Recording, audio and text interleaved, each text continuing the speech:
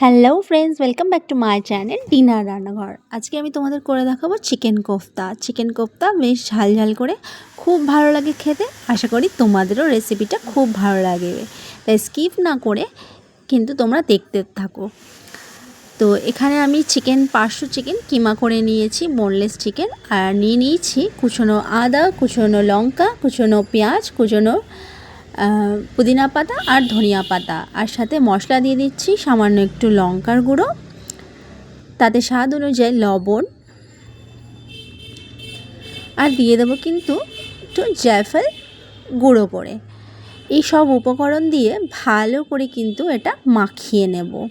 দেখতে পাচ্ছ এই যে জয়ফলটা আমি একটু গ্রেট করে দিয়ে দিলাম।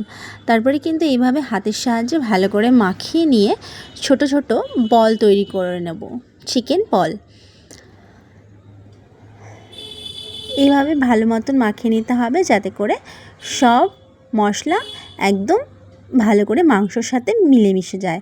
আর হাতে একটু তেল বা জল লাগিয়ে নিয়ে এইভাবে কিন্তু ছোট ছোট সাইজের বল করে নেব আমি।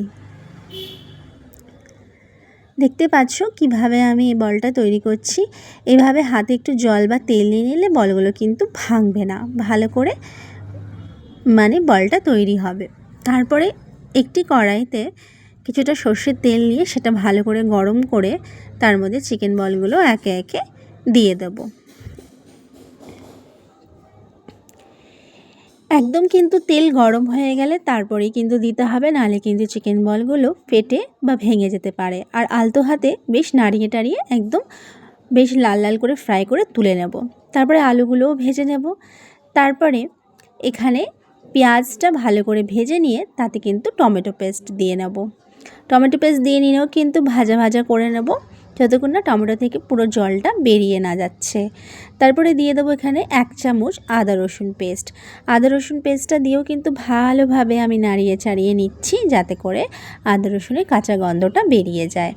তোমাদের রান্না যদি আমার ভালো লেগে থাকে তো অবশ্যই একটা লাইক কমেন্ট করে আমাকে জানিও, আর বন্ধুদের সাথে শেয়ার করে নিও রান্নাটা। তারপরে দিয়ে দেবো এখানে ছোটো চামচের 1 চামচ লঙ্কার গুঁড়ো, 1 চামচ হলুদ গুঁড়ো, 1 চামচ ধনে গুঁড়ো, আর 1 চামচ জিরে গুঁড়ো। তোমরা চাইলে এখানে গরম মশলাও কিন্তু অ্যাড করতে পারো। আমি কিন্তু গরম মশলা গোটা দিয়েছিলাম, তার জন্য কিন্তু আর পাউডারটা অ্যাড করলাম না। তারপরে মশলাটা ভালোভাবে কষিয়ে নিয়ে আলুগুলো এখানে দিয়ে নেব। আলুগুলো যেহেতু 70% মতন হয়েছিল, তাই আলুগুলো কিন্তু আমি আগেই দিয়ে নিয়েছি।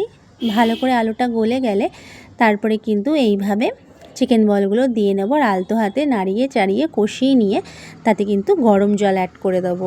তারপরে এটা শুধু এখন ফুটতে দেওয়ার পালা। ভালো করে ফুটে গেলে তোমরা কিন্তু একটু ভাজা জিরে গুঁড়ো বা গরম মশলার গুঁড়ো দিয়ে নামিয়ে নিতে পারো। আজকের রান্না তোমাদের কেমন লাগলো অবশ্যই কিন্তু আমাকে জানিও, আর চ্যানেলটা কিন্তু সাবস্ক্রাইব করতে ভুলো না। Thanks for watching.